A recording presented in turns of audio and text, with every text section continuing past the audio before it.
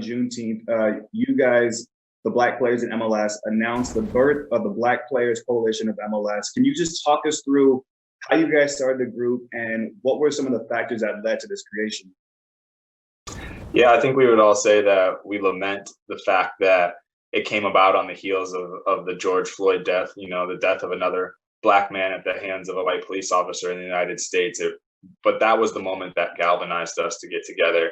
And on the heels of a pandemic and tense return to play negotiations and then the death of George Floyd, we felt like our worlds were crumbling.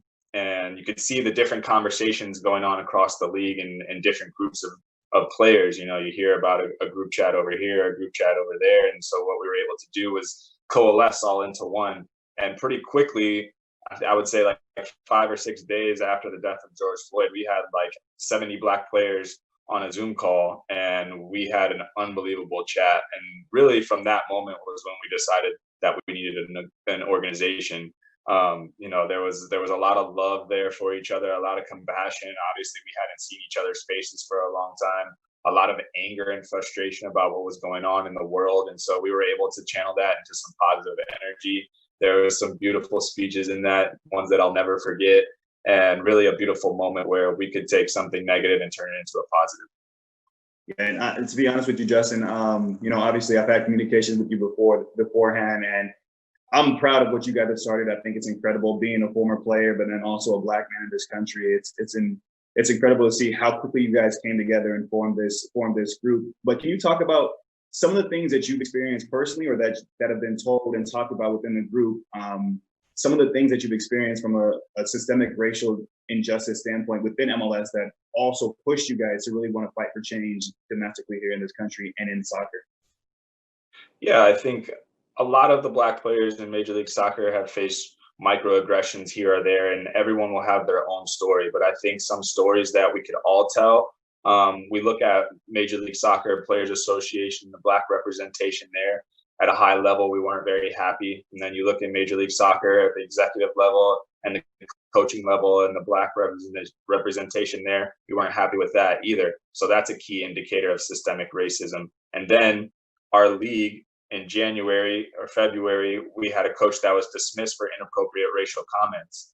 And MLS did an investigation, Players Association does an investigation, and ultimately he's fired, but we still, as a Black player pool, haven't heard the results of that investigation and what exactly happened. So a lot of us are left to just piece that together. And so these are things that we want to stand up for, have a bigger voice, and have influence in these matters going forward.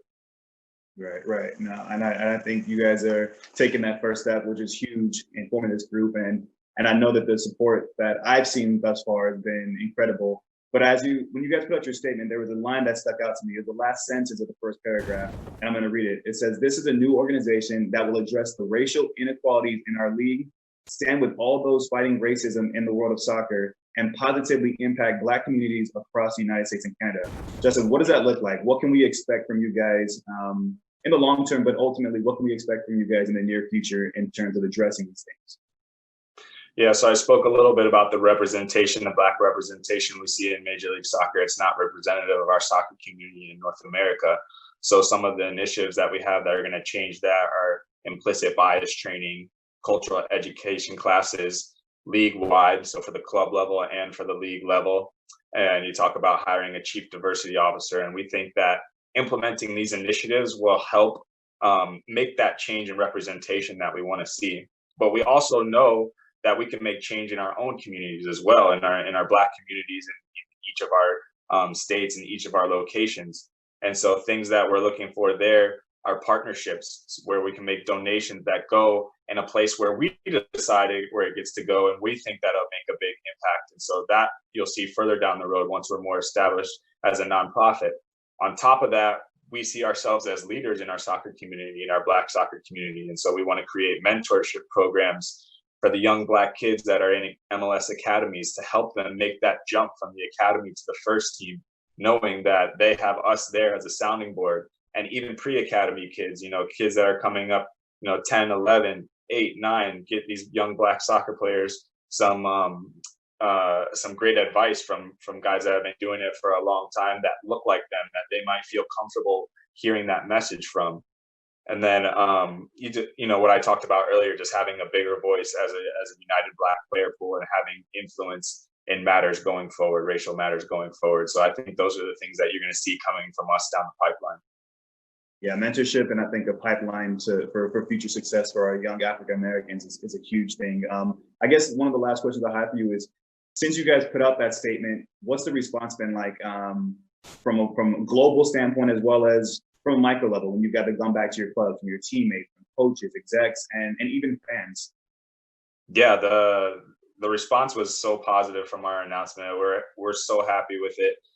We've gotten a lot of interest from different people, whether it's willing to donate money, willing to help with lawyers, willing to help establish ourselves, wanting to be a part of our cause. And so we're thrilled with the response. I think it could end up a bigger thing than all of us thought. We've already had one major league in North America reach out to us that wants to partner with us and wants to help us moving forward. And I think that's where I could envision this. This is where this group can envision this being a really big thing, because you see what's happening over in Europe and England, how the Black players are standing up for themselves over there. You see how desperately something like this is needed in a place like Italy, where Black players are faced with terrible things all the time on the soccer pitch. And then you see in North America, all the different leagues, they each have their own thing. I was listening to a podcast today, the Bill Simmons podcast, where JJ Redick is talking about what the NBA players are doing and how Orlando is this special opportunity where they'll be all together and they can talk about social injustices and how they want to push that. And I'm thinking, we're there too. We're doing the same thing. We're already here. So when you see all these different organizations coming together from different leagues and we form something that's all together, is when you're going to see a crazy influence. And I think that's a really positive thing that's going to happen soon too. For the best soccer content anywhere on the internet, follow Fox Soccer on Twitter, Facebook, Instagram, and YouTube.